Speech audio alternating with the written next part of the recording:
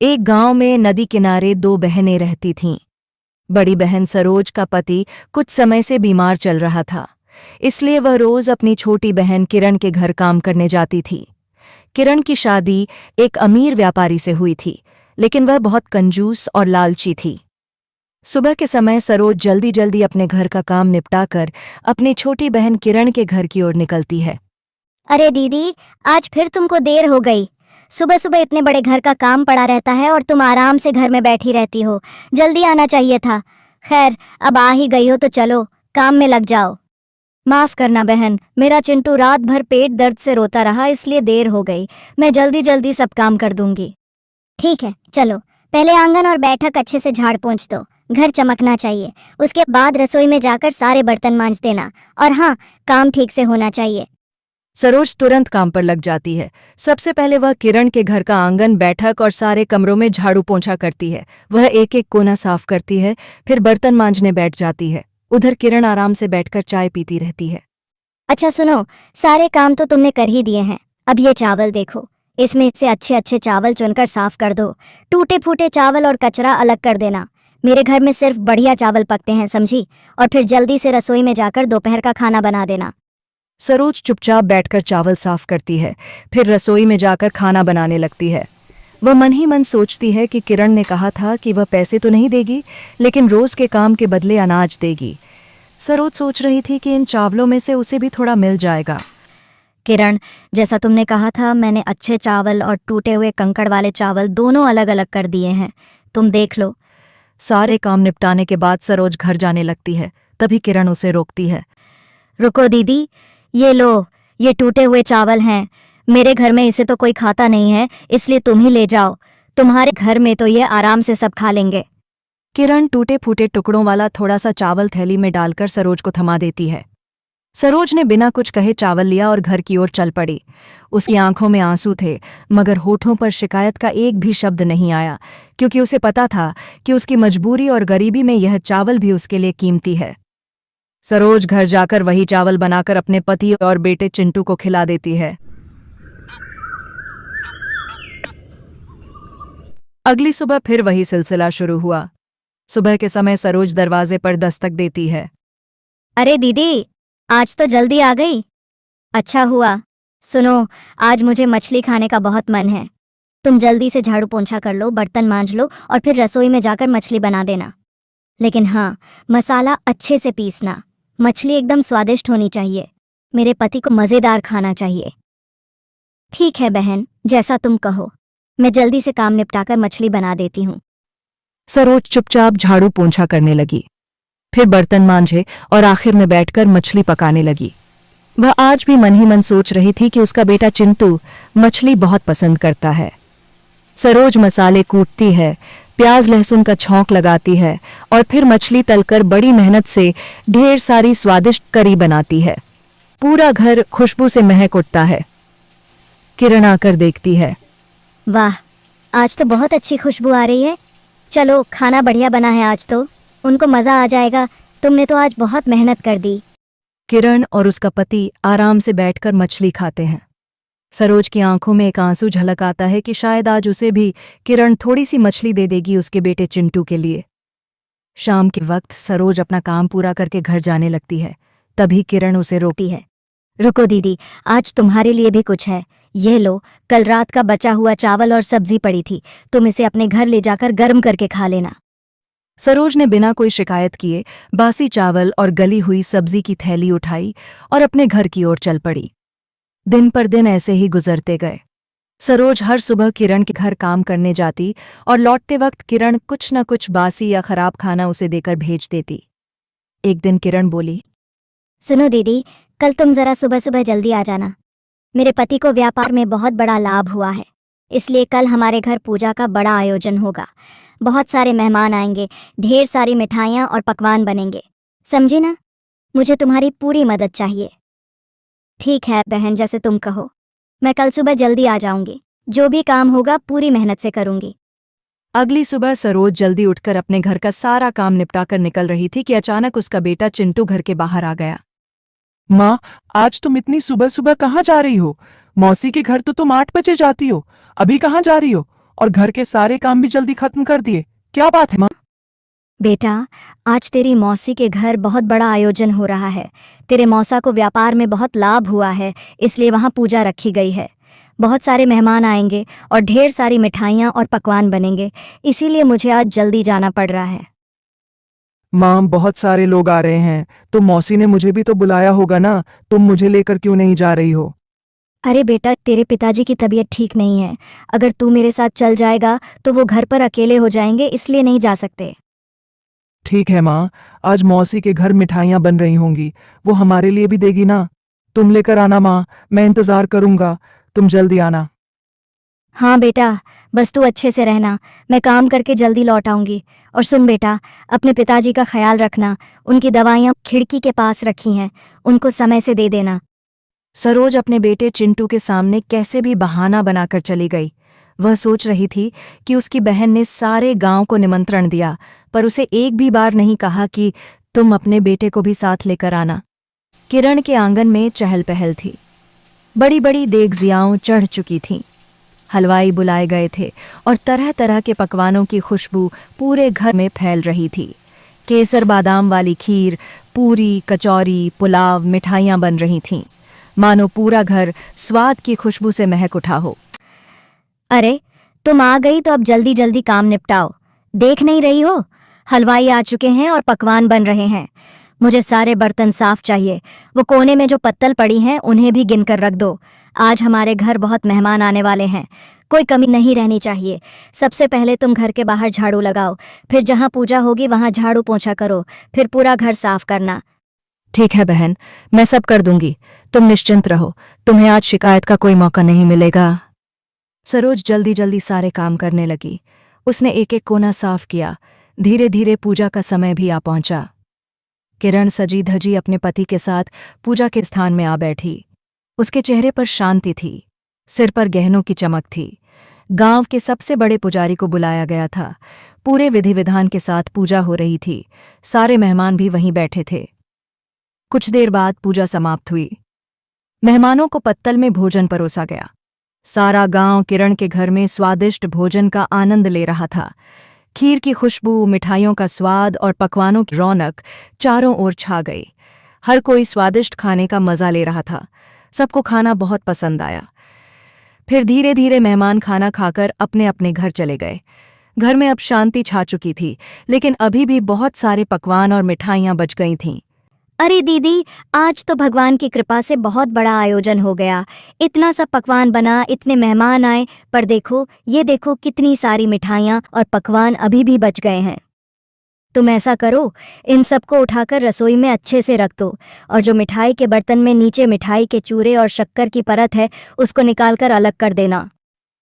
सरोज सिर झुकाकर बिना थके, बिना कुछ कहे सारी मिठाइयाँ, पकवान और बचे हुए व्यंजन रसोई में ले जाकर जमाने लगीं। किरण, लो दीदी, ये तुम्हारे लिए है, बड़े बड़े बर्तनों में। मिठाई के जो टूटे फूटे टुकड़े बचे थे और जो चीनी के चिपके हुए टुकड़े किनारों पर लगे हैं, ये सब तू ले जा। तेरे घर बेटे को खिला देना, क्योंकि मेरे घर तो ये सब कोई खाता नहीं है। सरोज चुपचाप मिठाई के टुकड़े लेकर अपने घर की ओर निकल गई। उसने एक शब्द भी नहीं कहा। आज वह जान गई थी कि उसकी बहन के अंदर इंसानियत नाम की चीज ही नहीं है। रोते रोते ठोकरें खाती सरोज जब जंगल के रास्ते से गुजर रही थीं, तभी उसकी नज़र उस पुराने मंदिर पर पड़ी। गांव की मान्यता थी कि उस मंदिर की रक्षा स्वयं नागेश्वर देव करते हैं और कहते हैं कि जिसने भी नागेश्वर देव से सच्चे मन से कुछ मांगा, उसे कभी खाली हाथ नहीं लौटना पड़ा। हे नागेश्वर देव, आज मैं आपके चरणों में आखिरी बार आई हूँ। अब मुझसे यह गरीबी, यह बेबसी नहीं सह जाती। हर रोज़ अपमान झेलते झेलते मेरा दिल पत्थर हो गया है। अगर आपको सच में दया आती है तो मुझे यहीं तस सहारा लीजिए, ताकि मेरा जीवन यहीं ठीक हो जाए। मेरा बच्चा अब और मेरी आंखों के आंसू ना देखे। आज भी वह मासूम मेरा इंतज़ार कर रहा होगा कि माँ मिठाई लेकर आएगी, लेकिन मैं तो बस यह शक्कर का चूरा और टूटी फूटी मिठाइयाँ लेकर घर लौट रही हूँ। क्या जवाब दूंगी उसे? कह दूंगी कि तेरी माँ दूसरों की थालियां साफ करती है और रोज बदले में बस यह टुकड़े पाती है। नागेश्वर देव, बस अब मुझे यहीं अपने करुणा से मुक्ति दे दीजिए। सरोज का हर शब्द नागेश्वर देव के कानों तक पहुंचा। नागेश्वर देव ने सब कुछ सुना, लेकिन उसे डस नहीं। उनकी आंखों में भी मानो करुणा उतर आई थी। सरोज रोते रोते वहां से जा ही रही थी कि अचानक नागेश्वर देव के चारों ओर एक तेज रोशनी फैलने लगी, मानो उन्होंने सरोज को आशीर्वाद दिया हो। सरोज जैसे ही अपने घर के बाहर पहुंचती है, उसका बेटा चिंटू दरवाजे पर बैठा उसका इंतजार कर रहा था। उसकी आंखों में चमक और चेहरे पर मासूम उम्मीद थी। माँ, तुम आ गई। देखो ना, मैं कब से तुम्हारा इंतजार कर रहा था। क्या तुम मेरे लिए मिठाई लेकर आई हो? माँ, जल्दी से पोटली खोलो ना, मुझे आज मिठाई और पकवान खाने हैं। सरोज कांपते हाथों से पोटली खोलती है और तभी एक चमत्कार घटता है। उस पोटली में ढेर सारी रंग बिरंगी मिठाइयाँ, लड्डू, जलेबी, पेड़ा, कचौड़ी और स्वादिष्ट पकवान नजर आते हैं। उसका बेटा चिंटू खुशी से उछल पड़ता है और मिठाइयाँ खाने लगता है। हे भगवान, यह कैसे संभव हुआ? मैं तो सिर्फ चूरा और शक्कर लेकर आई थी। ये मिठाइयाँ, ये पकवान, ये सब कहाँ से आ गए? सचमुच वह क्षण किसी चमत्कार से कम नहीं था। सरोज यह समझ ही नहीं पा रही थी कि यह कैसे हुआ। वह धीरे धीरे घर के अंदर जाती है और वहां का दृश्य देखकर उसकी आंखें फटी की फटी रह जाती हैं। उसका घर सोने चांदी से भरा हुआ था। इतना ही नहीं, उसका बीमार पति, जो महीनों से बिस्तर पर पड़ा था, अचानक खड़ा हो जाता है। उसके चेहरे पर तेज और शरीर में नई ऊर्जा थी। हे भगवान, ये कैसा प्रकाश है! ये सारा घर सोने, चांदी और हीरे जवाहरात से कैसे भर गया? और आप ठीक हो गए, आप अपने पैरों पर खड़े हैं। ये कैसा चमत्कार है! अरे सरोज, ये क्या हो गया?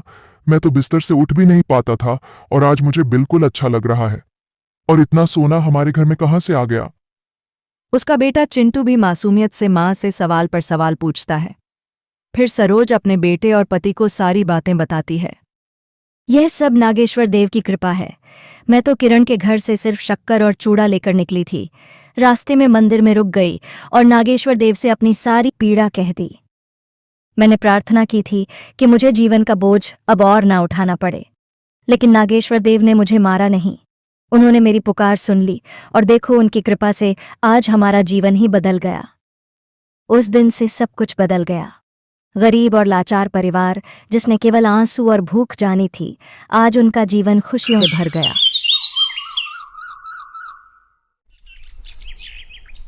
अगले ही दिन सरोज और उसका परिवार गांव में बने नए, सुंदर और आलीशान घर को खरीदकर उसमें रहने चले गए। 3 दिन बीत चुके थे। सरोज अब अपने नए विशाल घर में सुख और चैन से रह रही थी। उसके चेहरे पर अब चिंता नहीं, बल्कि संतोष और खुशियों की चमक थी। उसके पति की तबीयत भी अब पूरी तरह ठीक हो गई थी, इसलिए वह फिर से अपनी खेतीबाड़ी संभालने लगा। उधर किरण अपने घर में बैठी सोच में डूबी हुई थी कि आखिर सरोज काम पर क्यों नहीं आ रही है। इतना सोचकर किरण ने अपने नौकर को आवाज दी। अरे सुनो, तुम अभी इसी वक्त जाकर देखो कि मेरी बड़ी बहन सरोज कहाँ है। वह काम पर नहीं आ रही। जाकर पता लगाओ कि वह क्या कर रही है। किरण का नौकर जी हुजूरी करता हुआ फौरन सरोज के घर की ओर चल पड़ा। जब वह वहां पहुंचा और घर की चौखट पर कदम रखा तो उसकी आंखें फटी की फटी रह गईं। उसने देखा कि सरोज ने नया घर खरीद लिया है। उसका पति ठीक हो गया और अब खेत जा रहा था। नौकर ने चुपके से घर में झांक कर देखा कि सरोज अपने बेटे चिंटू के साथ बड़े आराम और प्रसन्न मुद्रा में बैठी थी। हर तरफ सुख समृद्धि का सागर बह रहा था। हे भगवान, ये क्या देख रहा हूं मैं? कुछ दिन पहले तक तो इनका घर जर्जर हालत में था और अब तो मानो ये किसी राजा महाराजा के महल में रह रहे हों। मालकिन, ये तो चमत्कार हो गया। आपकी बड़ी बहन अब बहुत अमीर हो गई है। उनका घर सोने चांदी से भरा पड़ा है। उनके पति की बीमारी भी ठीक हो गई है। और तो और उनके बेटे के हाथ में नई नई मिठाइयां और पकवान हैं। लगता है जैसे उनकी किस्मत रातों रात बदल गई हो। क्या ये कैसे हो गया? जब मैंने उन्हें भेजा था तो सिर्फ बचे खुचे मिठाई के टुकड़े और बर्तन में चिपकी शक्कर ही दी थी। फिर ये सब मिठाई, वैभव और दौलत कहाँ से आ गया? वह नौकरानी अचानक इतनी अमीर कैसे हो गई? उस शाम जब किरण का पति काम से लौटकर घर आया तो उसने उसे सारी बातें सुनाई। सुनते हो जी, आपको पता है मेरी बड़ी बहन सरोज अचानक अमीर हो गई है। उसका टूटा फूटा घर अब महल बन गया है। उसके पति की बीमारी भी छूमंतर हो गई। मुझे तो समझ ही नहीं आ रहा कि आखिर रातों रात ऐसा चमत्कार कैसे हुआ। अरे वाह, यह तो बहुत अच्छी बात है। तुम्हारी बहन ने बहुत तकलीफें सही हैं। तुम जाकर उसी से पूछ लो। आखिर यह सब कैसे हुआ? किरण ने ठान लिया कि अब वह इस रहस्य से पर्दा उठाकर ही दम लेगी।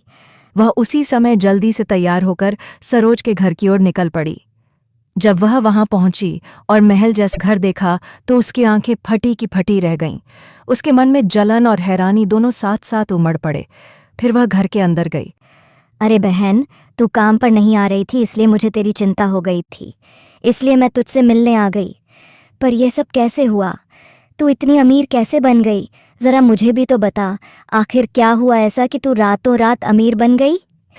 किरण, तू रोज जो मुझे बचे खुचे बासी चावल और सब्जी देती थी और उस दिन तूने मुझे मिठाई के चूरे और शक्कर दी थी ना, मैं वही सब लेकर घर लौट रही थी। तभी रास्ते में नागेश्वर देव मिले।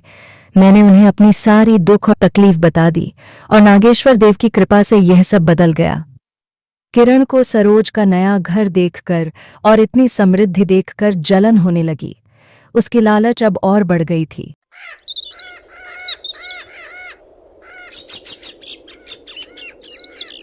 अगले ही दिन किरण ने मन ही मन ठान लिया कि उसे अपनी बड़ी बहन सरोज से भी ज्यादा अमीर बनना है। उसके भीतर का लालच और जलन उसे चैन से बैठने नहीं दे रहा था। उसने अपने पति से सारी बातें बताईं। सुनो जी, मुझे सब पता चल गया है। दीदी इतनी अमीर कैसे बनी? मैं रोज जो खराब खाना उसे देती थी, उसने नागेश्वर देव को जाकर सब बता दिया और देखो नागेश्वर देव ने उसे पल भर में राजमहल जैसा घर दे दिया। हमें भी वैसा ही करना होगा। अरे पगली, हम तो पहले से ही सुखी और अमीर हैं। भगवान ने हमें सब कुछ दिया है। इतना लालच अच्छा नहीं होता। लालच हमेशा इंसान को बर्बाद कर देता है। नहीं, मुझे कुछ नहीं सुनना। वह मुझसे ज्यादा अमीर नहीं हो सकती। मेरी कोई औकात नहीं थी और आज वह मुझसे ज्यादा अमीर हो गई। अब मैं भी वह सब करूंगी जो वह करती थी। पति ने बहुत समझाया पर किरण पर लालच का भूत सवार हो चुका था। उसी दिन थोड़ी देर बाद दोपहर के समय वह सरोज के घर पहुंची और झूठे आंसू बहाने लगी। दीदी, मुझे माफ कर दे। मैंने तेरे साथ बुरा किया, इसलिए आज मेरे पति के कारोबार में थोड़ी मुसीबत आ गई है। अब तो घर चलाना भी मुश्किल हो रहा है। मुझे अपने घर पर काम पर रख लो। जैसे मैं तुम्हें काम करवाया करती थी वैसे ही अब मैं कर लूंगी। सरोज ने शांत होकर कहा, अरे किरण, तू क्यों चिंता करती है? तू तो मेरी सगी बहन है। तू बोल बहन, मैं तेरी पूरी मदद करूंगी। अरे नहीं दीदी, मुझे पैसों की मदद नहीं चाहिए। बस तुम मुझे काम पर रख लो और बदले में मुझे खाना दे देना। ठीक है, अगर तेरा मन है तो आजा मेरे घर पर काम कर लेना। मुझे तुझसे कोई गिला शिकवा नहीं है। सरोज का दिल साफ था। उसने अपनी छोटी बहन किरण के झूठ को पहचान भी लिया, लेकिन फिर भी उसने कुछ नहीं कहा। उसने किरण को अपने घर काम पर रख लिया।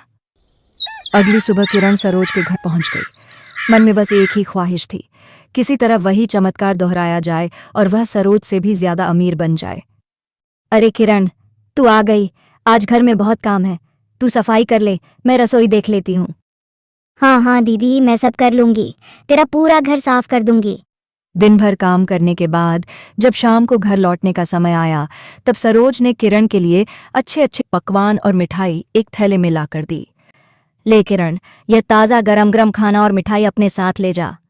नहीं दीदी, तू मुझे वही देना जो मैं तुझे दिया करती थी। बासी बचा खुचा सूखा सड़ा खाना। मैं तेरा अच्छा खाना नहीं लूंगी।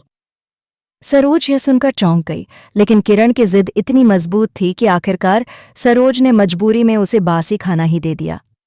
किरण खुशी खुशी वह बचा खुचा खाना लेकर अपने घर लौट गई। अगले दिन फिर वही हुआ। किरण सुबह काम पर आई, दिन भर मेहनत की और जब जाने लगी तो सरोज ने फिर से ताज़ी मिठाई और खाना दिया, लेकिन किरण ने मना कर दिया और जबरदस्ती बासी और खराब सब्जियां लेकर चली गईं। दिन कटते गए। किरण रोज काम पर आती और जाते वक्त रोज जबरदस्ती बासी खाना लेकर जाती। सरोज सोच में पड़ गई कि आखिर किरण ऐसा क्यों कर रही है। अब तो काफी दिन हो गए किरण के घर काम करते करते। सरोज ने मन ही मन सोचा, अब मुझे भी वही करना पड़ेगा जो उसने किया था। मैं आज ही मंदिर जाऊंगी और वहां जाकर नागेश्वर देव से वही बोलूंगी जो दीदी ने कहा था। तब जाकर मैं उससे भी ज्यादा अमीर बनूंगी। बस यही सोचते सचते किरण के कदम तेज हो गए। उसका दिल लालच से भरा हुआ था। उसे अब न अपने पति की बात सुनाई दे रही थी, ना ही अपने घर की चिंता थी। उसके मन में तो सिर्फ एक ही चाहत थी, दौलत, सोना, रुपया और शानो शौकत। और इसी चाहत से वह मंदिर की ओर गई। वहां पहुंचकर वह नागेश्वर देव के सामने बहुत रोने लग गई। हे नागेश्वर देव, मैं बहुत गरीब हूँ। मेरे जीवन में केवल दुख ही दुख हैं। मैं रोज अपनी बड़ी बहन सरोज के घर काम करने जाती हूँ, पर वह मुझे कभी ताज़ा खाना नहीं देती, हमेशा बासी ही थमा देती है। आज भी उसने मुझे वही बासी खाना दिया। हे नागेश्वर देव, मैं अब बहुत दुखी हो चुकी हूँ। आप मुझे यहीं पर दया करके अपने आशीर्वाद से सहायता दीजिए, ताकि मैं इस दुखी जीवन से छुटकारा पा सकूं। अचानक मंदिर के भीतर गूंजती हुई एक भारी आवाज सुनाई दी। अरे मूर्ख स्त्री, तू लालच में अंधी हो चुकी है। तेरे दिल में अपनी ही बड़ी बहन के लिए जलन भरी हुई है। मुझे सब पता है। तुझे रोज तेरी बहन ताज़ा और अच्छा खाना ही देती थी, लेकिन तूने जानबूझकर उससे रोज बासी खाना मांगा। मुझे सब पता है। नहीं नाग देवता, ऐसा नहीं है, मैं सच बोल रही हूँ। झूठ मत बोल माया। तूने अपनी बहन से ईर्ष्या की झूठ बोला और अब लालच में आकर मुझसे मौत की भीख मांग रही है। तो ठीक है, तेरी इच्छा मैं पूरी करता हूँ। तू चाहती है कि मैं तुझे 10 लूं तो ठीक है, मुझे माफ कर दीजिए। नाग देवता, आप सच कह रहे हैं, मैं लालच में अंधी हो गई थी। मुझे मत काटिए। ठीक है, मैं तुझे नहीं काटूंगा, पर तेरे लालच का फल आज तुझे मिलकर ही रहेगी। जहां मैं तुझे श्राप देता हूं तेरे आलीशान घर एक झोपड़ी में बदल जाए। तेरे घर का पूरा सोना, चांदी, हीरा मोती, धन दौलत सब ईंट पत्थर में बदल जाए। तू मेरे सामने गरीब बनकर आई थी ना, अब कुदरत तुझे बताएगी असली गरीबी क्या होती है। माया भागती भागती रोते हुए अपने घर की ओर जाती है। उसके मन में हजारों ख्याल आ रहे हैं। वो जैसे ही अपने घर के पास पहुंची, उसकी आंखों से आंसू थमने का नाम नहीं ले रहे थे। उसका घर एक झोपड़ी में बदल गया। उसने देखा कि उसके घर के सारे हीरे जेवरात ईंट पत्थर में बदल गए। अरे माया, ये सब कैसे हुआ? हमारा घर इस झोपड़ी में कैसे बदल गया? मुझे कुछ समझ नहीं आ रहा। बताओ, क्या किया है तुमने? माया ने रोते रोते अपने पति को सारी बातें बताई। मैंने कहा था ना माया, लालच मत करो। आज तुम्हारी लालची सोच के कारण मेरे जीवन भर की मेहनत मिट्टी में मिल गई। तुम्हें पता भी है कि मैंने कितनी मेहनत की है अपनी जिंदगी में। पता नहीं क्या पाप किया था मैंने, जो तुम जैसी लालची औरत से मेरी शादी हुई। माया के लालच की वजह से उसका ऐशो आराम, धन दौलत और पति का प्यार सब छीन गया। इस तरह लालच और जलन में अंधी हुई माया ने अपने ही हाथों अपनी जिंदगी बर्बाद कर